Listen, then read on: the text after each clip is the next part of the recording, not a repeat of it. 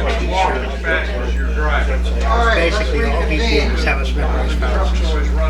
And all his tests were write paragraphs with fallacies.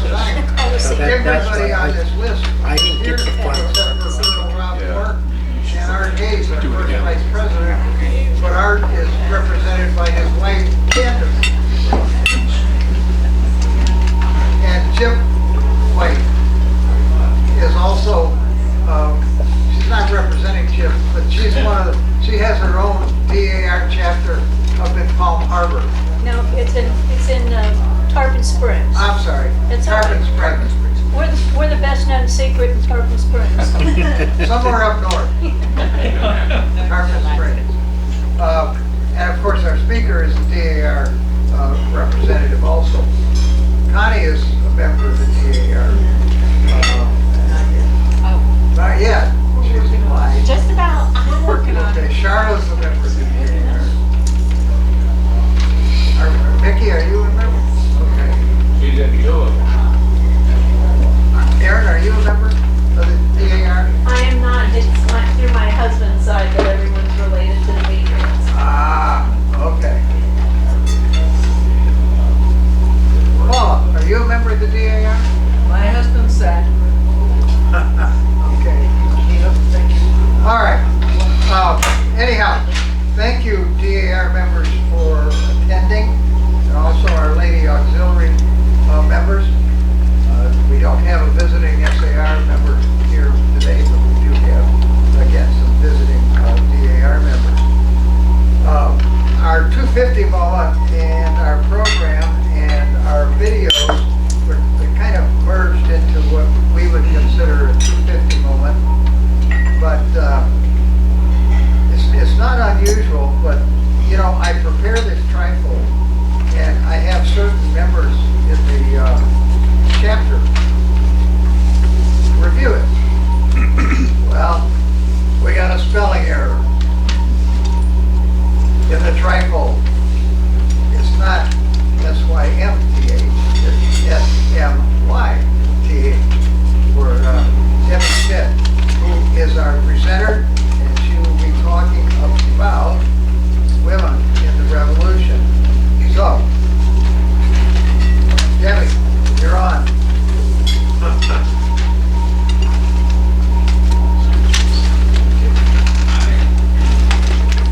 And our videographer is coming up to turn on the video. Alrighty. Hopefully it'll work.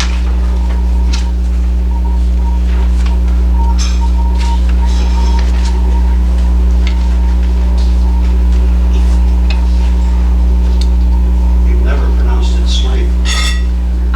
Actually they did, yes. When my husband's family came from Canada to Americanize themselves, they did change it to Smith. It had an E on the end, they dropped it. So yes, so I've learned to answer to both.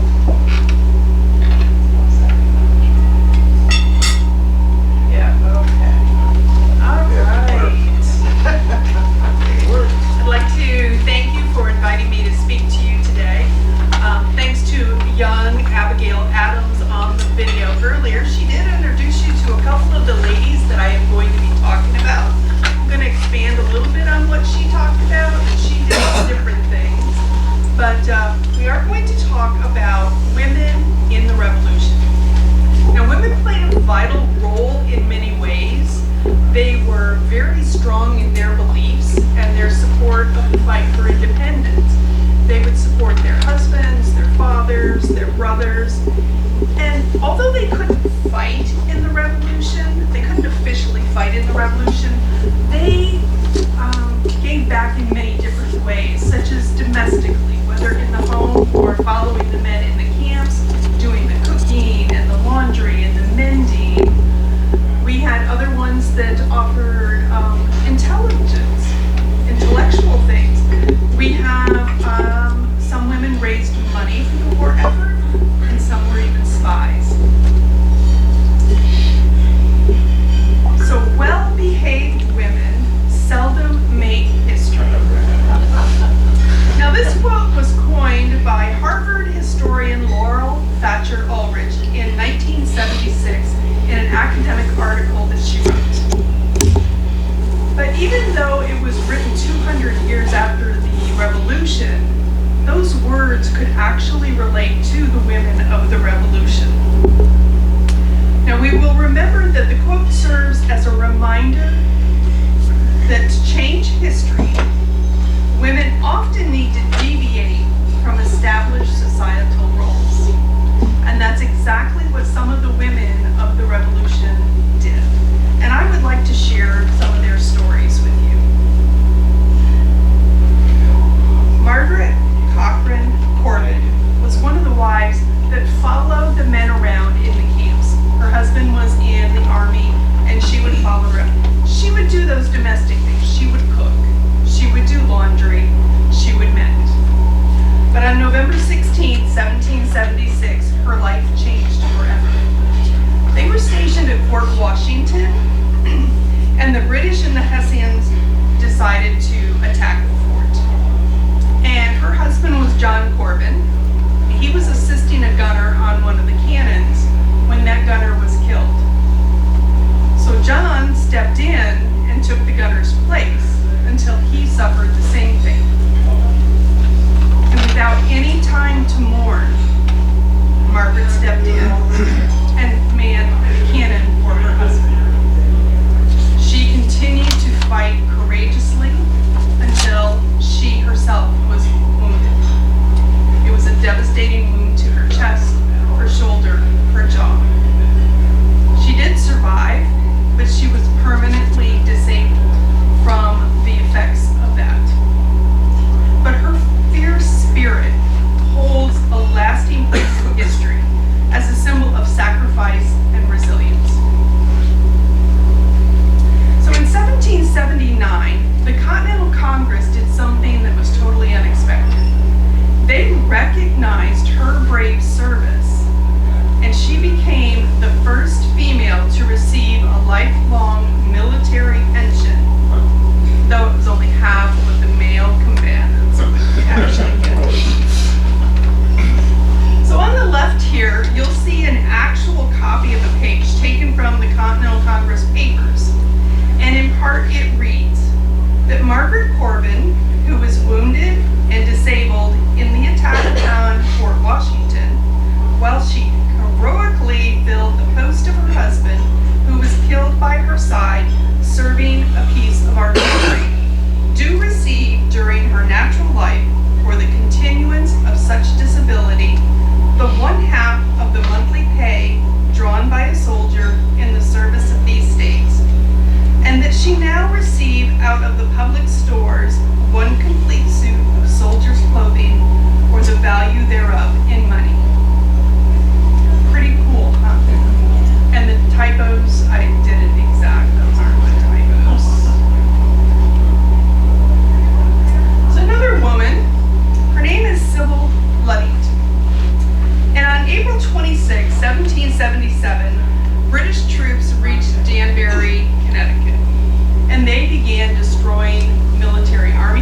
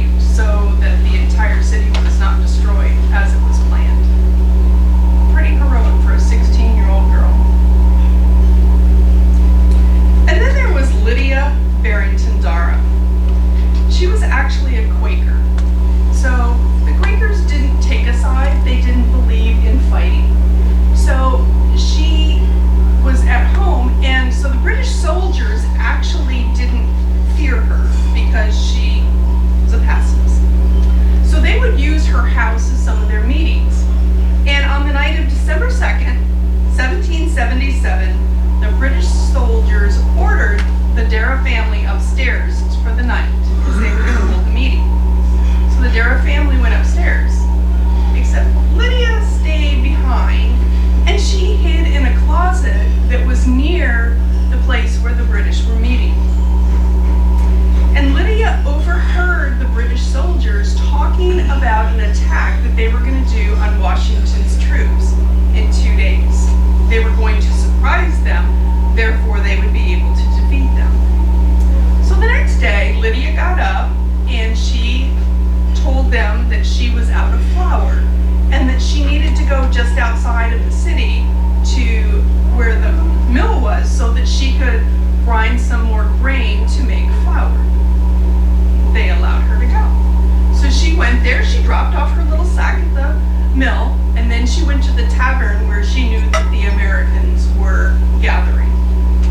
She delivered the message of the attack and then returned home.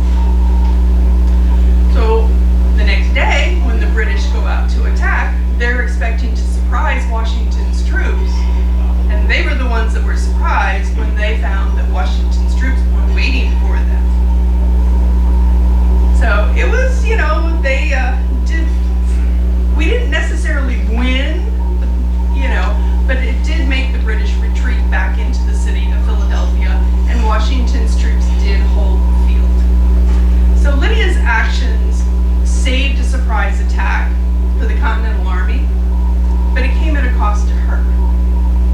Because after the war, the Society of Friends determined that Lydia's actions went against the Quaker beliefs, and so they expelled her.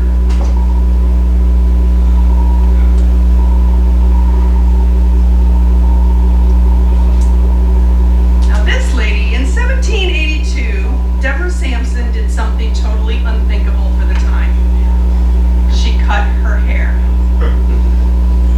She cut her hair, she bound her chest, she disguised herself as a man, and assumed the name of Robert Shirtliff. And she went and joined the Continental Army. And for 17 months, Deborah fought side by side with the men. She faced many challenges, many perils, one of them being the enemy, and the other one was the fear every day that she would be discovered. It is said that one time in battle she was wounded, and to save herself from being revealed so that her identity wasn't revealed, she actually dug a musket ball out of her leg herself. She was honorably discharged from the army. Several years later, she had a friend, Paul Revere, you may have heard of him. He helped her petition the government, and she actually was given a military pension for her service in the army. Pretty cool. Now this lady amazes me. This lady is Phyllis Wheatley. She was an enslaved African American in Boston, and she was one of the few that actually had been taught to read and write. She wrote poetry. And she actually is the first African American female ever to be published. And she wrote a poem about and to George Washington. Sent it to him. And he actually invited her to a place when he went into the Boston area. He invited her to come and read it for him. Now it's kind of lengthy, but I will tell you that it is an amazing poem to think that she wrote that. And I encourage you to read it, but I would like to share with you just the last paragraph. Proceed, great chief, with virtue on thy side. Thy every action let the goddess guide. A crown, a mansion, and a throne that shine, with gold unfading, Washington, be thine. I thought that was kind of cool.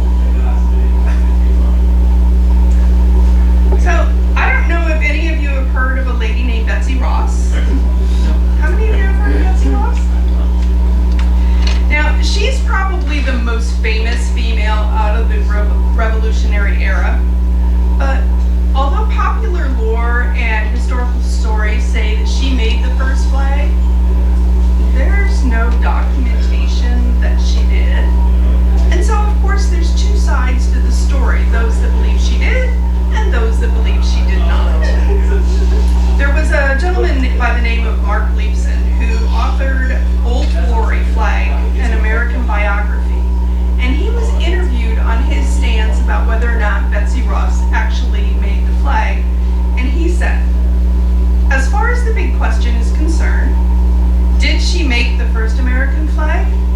Every historical study has come to the same conclusion. There's no good historical evidence that she did. But that doesn't mean that she didn't. There's simply a lack of documentation. Most historians believe the story is apocryphal.